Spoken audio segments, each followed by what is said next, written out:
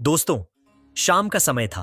पुनः शहर की सड़कें हल्की हल्की रोशनी से जगमगा लगी थीं। बाजार में चहल पहल बढ़ रही थी। ठेले खोमचे वालों की आवाजें ग्राहकों को लुभाने में जुटी थीं। हर तरफ रौनक थी। इसी भीड़ के बीच एक साधारण सी दिखने वाली महिला पानीपुरी के ठेले के पास खड़ी थी। उसने सूती साड़ी पहन रखी थी। देखने में वह एक आम घरेलू शादीशुदा महिला लग रही थी, जैसे बाजार में खरीदारी के लिए आई हो। लेकिन किसी को यह अंदाजा भी नहीं था कि यह कोई साधारण महिला नहीं, बल्कि शहर की डीएम मैडम थी। भेष बदलकर वे आम लोगों के बीच उनकी समस्याओं और तकलीफों को समझने आई थी।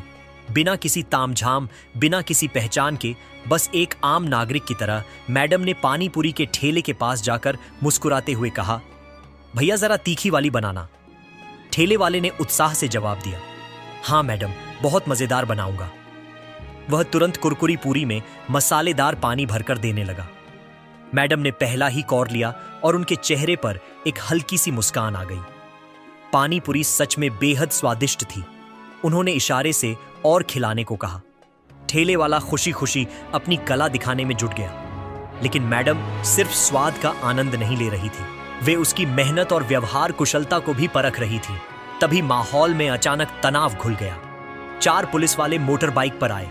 उनकी वर्दियां पर धूल जमी थी और उनके हाव भाव में एक अजीब सा रौब था, जैसे किसी बाहुबली के आदमी हो।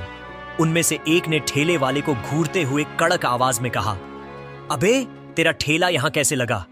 कितनी बार कहा है कि सड़क किनारे अतिक्रमण मत कर, लेकिन तेरी हिम्मत तो देखो। पानीपुरी वाले का चेहरा उतर गया। उसने घबराकर हाथ जोड़ लिए और विनम्र स्वर में बोला, साहब, हम गरीब आदमी हैं, यही करके परिवार पालते हैं। पुलिस वालों के चेहरे पर कोई पछतावा नहीं था। उनमें से एक ने ठेले पर जोरदार लात मारी। ठेला हिल गया। सारी पानीपुरी नीचे गिर गई। मसालेदार पानी जमीन पर फैल गया और सूखे पत्तों की तरह हवा में बिखरी पूरियां अब गंदगी में लथपथ पड़ी थीं। भीड़ सहमी हुई खड़ी थी, लेकिन किसी में कुछ कहने की हिम्मत नहीं थी। लोगों की आंखों में डर साफ झलक रहा था। मैडम के अंदर गुस्से की लहर दौड़ गई।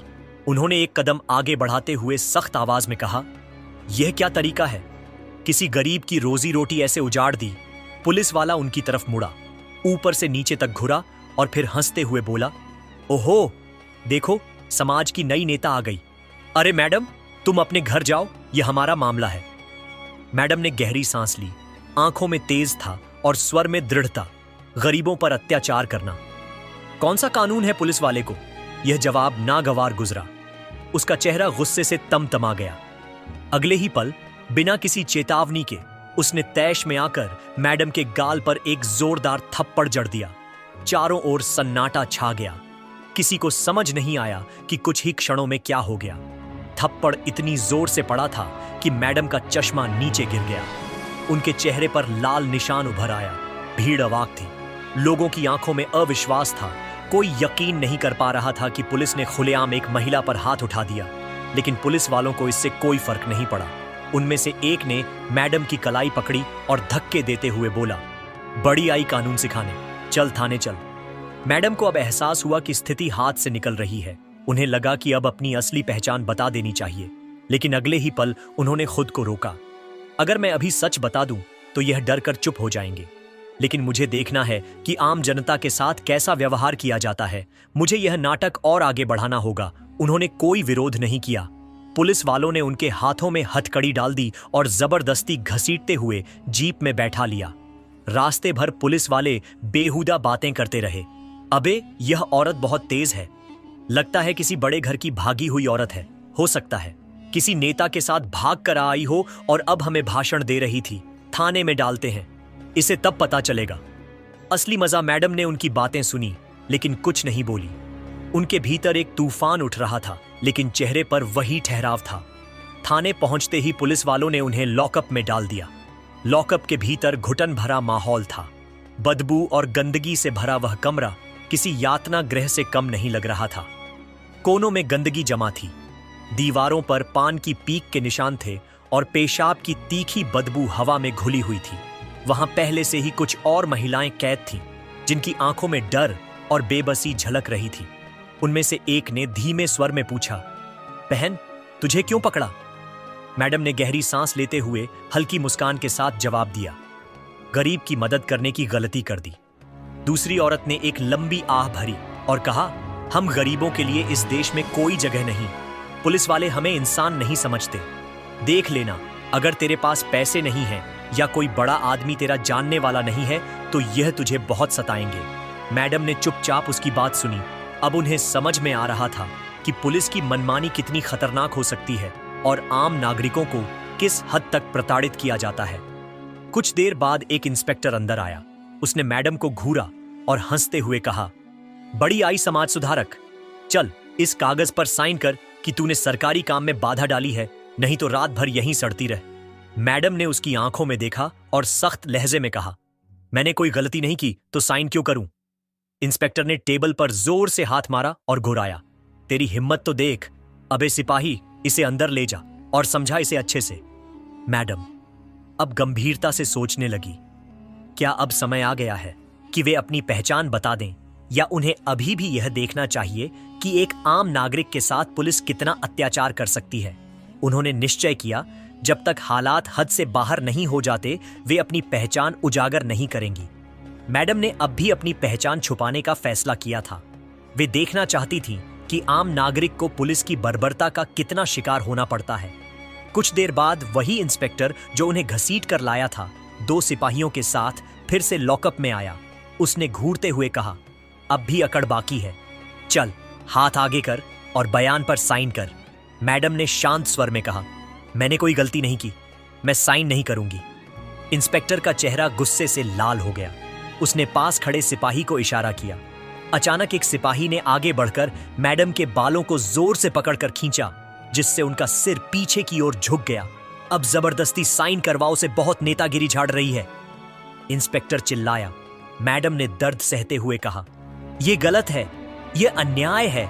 सिपाही ठहाका लगाकर बोला, बड़ी आई न्याय की देवी, यहां हमारा कानून चलता है, समझी। इसके बाद उन्होंने जबरदस्ती उनकी उंगलियों से कागज पर निशान लगवाने की कोशिश की, लेकिन मैडम ने पूरी ताकत से अपना हाथ पीछे खींच लिया और जोर से कहा, नहीं। इंस्पेक्टर का गुस्सा और बढ़ गया। उसने एक और सिपाही को बुलाकर आदेश दिया, इसकी अकड़ निकालो, समझाओ इसे, अच्छे से दो। सिपाही आगे बढ़े और उन्होंने मैडम को पकड़कर जबरदस्ती लॉकअप से बाहर निकाला। फिर वे उन्हें घसीटते हुए एक कमरे में ले गए और धक्का देकर जमीन पर गिरा दिया। एक सिपाही गुर्रा आया, अब बता मान जाएगी या और तरीका अपनाना पड़ेगा। मैडम ने सिर उठाकर उसकी आंखों में आंखें डाल दी। उनका खून रहा था, लेकिन वे अभी भी संयम बनाए रखना चाहती थीं। तभी एक सिपाही ने आगे बढ़कर उन्हें जबरदस्ती उठाया और फिर जोर से धक्का दे दिया, जिससे वे फिर से गिर गईं। फिर उसने पास रखी एक लकड़ी की छड़ी उठाई और व्यंग्य भरे स्वर में बोला, अब देख तू कितनी समाज सेवा करती है। अचानक बाहर से किसी के तेज कदमों की आहट आई। दरवाजा जोर से खुला और एक वरिष्ठ पुलिस अफसर अंदर आया। उसकी आवाज गूंजी, यहां क्या हो रहा है? इंस्पेक्टर हड़बड़ा गया और जल्दी से बोला, सर, ये औरत बहुत बदतमीज है, कानून का उल्लंघन कर रही है, सरकारी काम में बाधा पहुंचा रही है।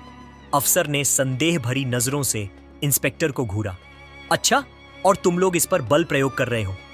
इंस्पेक्टर घबरा गया, लेकिन खुद को संभालते हुए बोला, सर, ये बहुत चालाक है, इसे सबक सिखाना जरूरी है।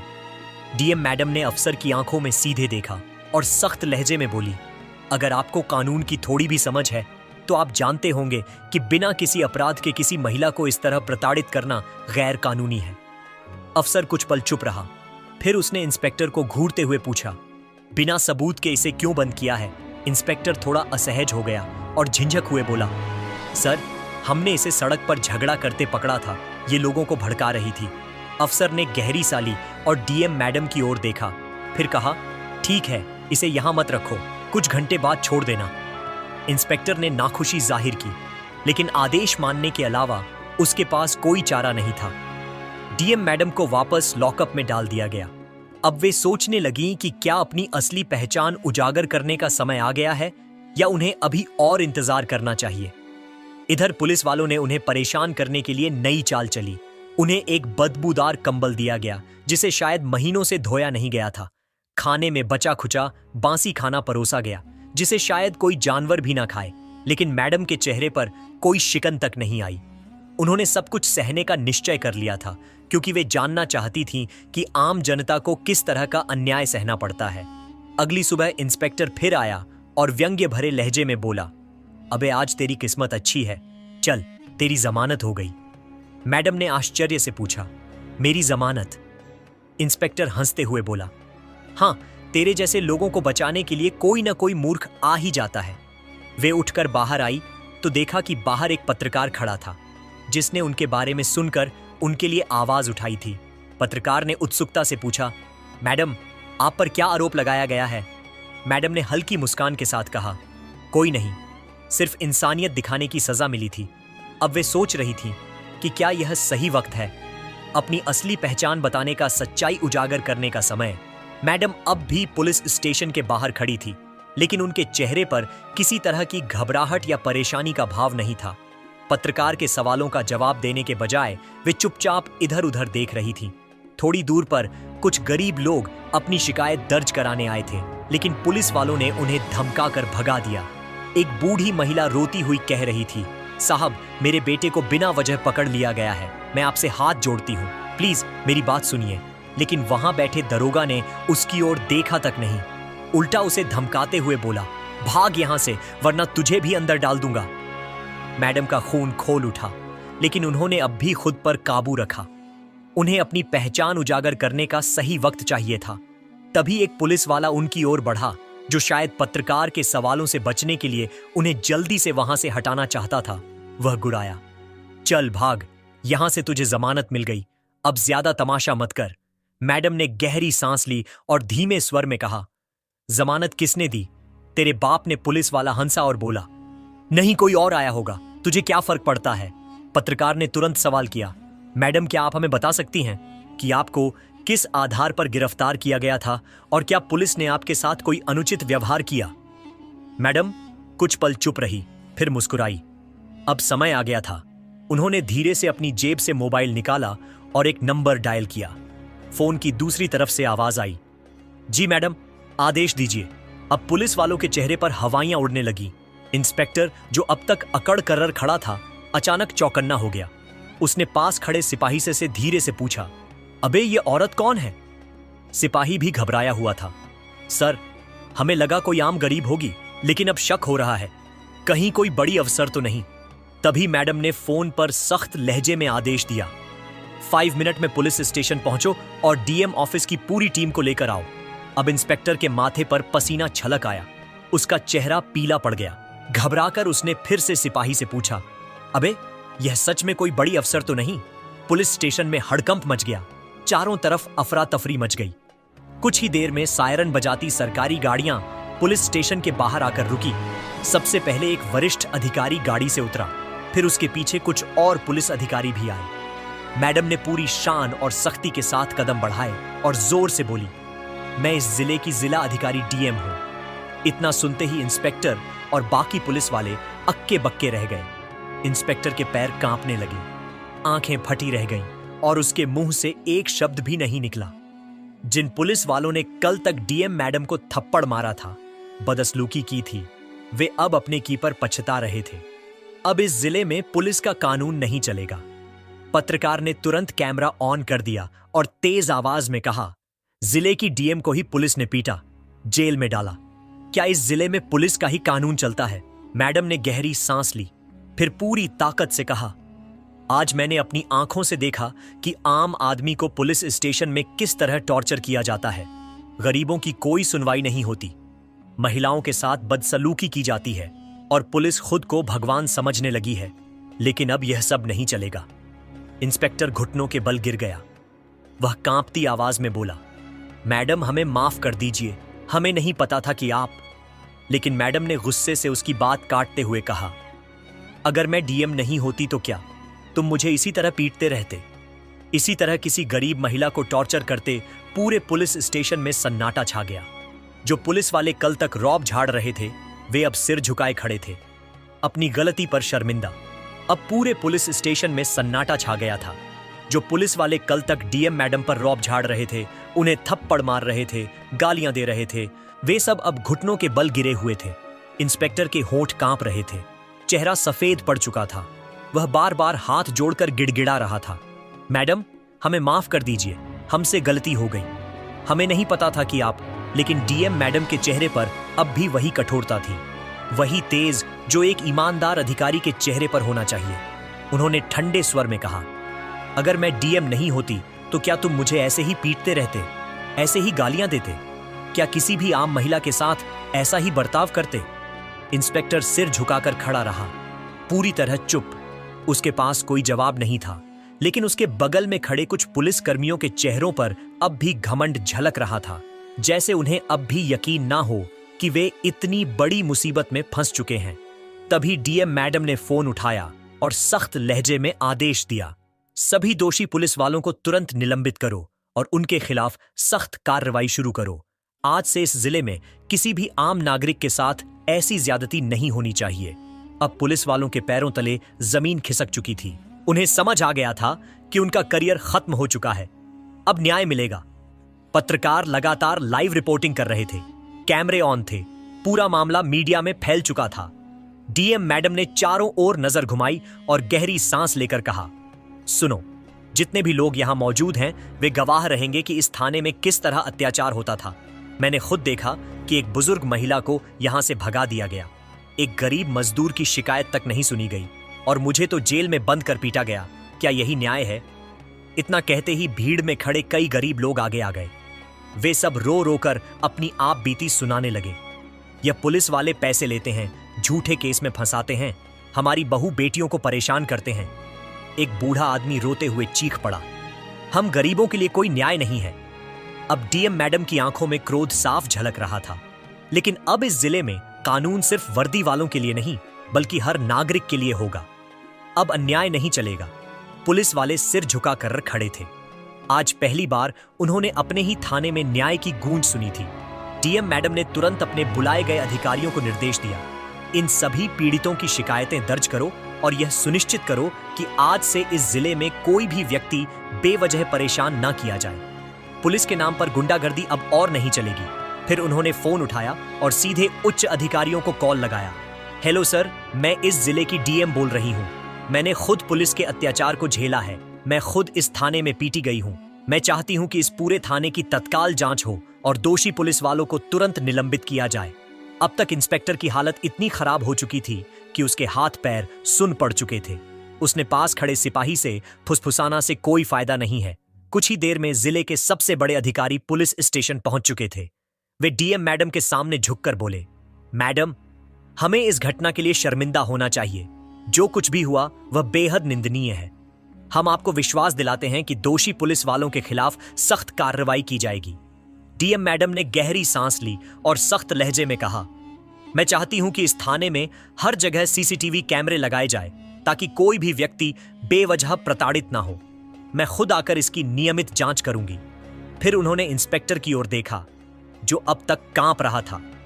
तुमने अपनी वर्दी की इज्जत को तार तार कर दिया। तुम्हारी नौकरी तो गई ही गई, अब जेल भी जाना पड़ेगा।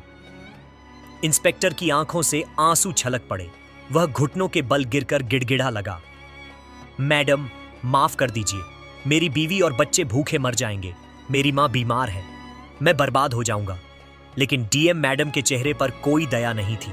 उन्होंने ठंडे स्वर में कहा, जब तुमने एक आम महिला को पीटा था तब क्या तुम्हें अपनी बीवी और बच्चों की याद आई थी? जब तुमने गरीबों से रिश्वत ली थी तब क्या तुम्हें अपनी मां का खल आया था? पूरे पुलिस स्टेशन में गहरा सन्नाटा छा गया। आज पहली बार कानून ने अपनी असली ताकत दिखाई थी। इंस्पेक्टर सिर झुकाए खड़ा था। उसकी आंखों से आंसू बह रहे थे, लेकिन अब पछताने से कुछ नहीं हो सकता था।